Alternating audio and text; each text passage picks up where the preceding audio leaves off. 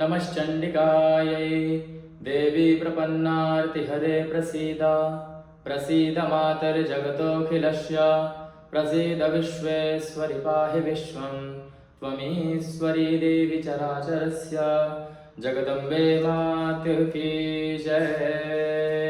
ॐ अथ सप्तश्लोकी दुर्गा शिव उवाच देवी त्वं भक्तसुलभे सर्वकार्यविधायिनी कलौ हि कार्यसिद्ध्यर्थमुपायं ब्रूहि यत्नतः।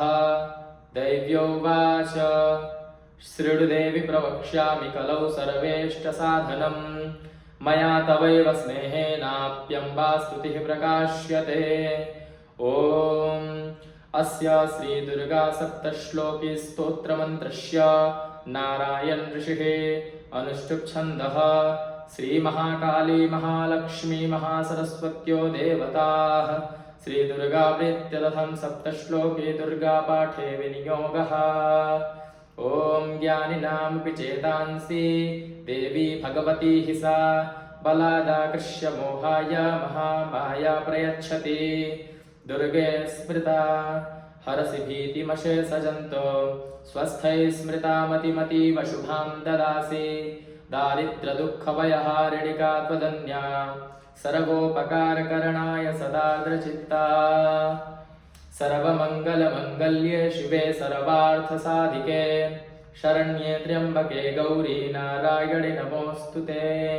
शरणागतदीनार्ता परित्राणपरायणे सर्वस्यार्तिहरे देवी नारायणि नमोऽस्तुते। सर्वस्वरूपे सर्वेशे सर्वशक्तिसमन्विते भयेभ्यस्त्राहिनो देवी दुर्गे देवी नमोऽस्तुते। रोगान् शेषानपहंसि तुष्टारुष्टा तु कामान् सकलानभीष्टान् त्वामाश्रितानां न विपन्नराणां त्वामाश्रिता ह्याश्रयतां प्रयान्ति। सर्वबाधाप्रशमनं त्रैलोक्यस्याखिलेश्वरी एवमेव त्वया कार्यमस्मद्वैरिविनाशनं श्रीदैव्यार्पणमस्तु। ॐ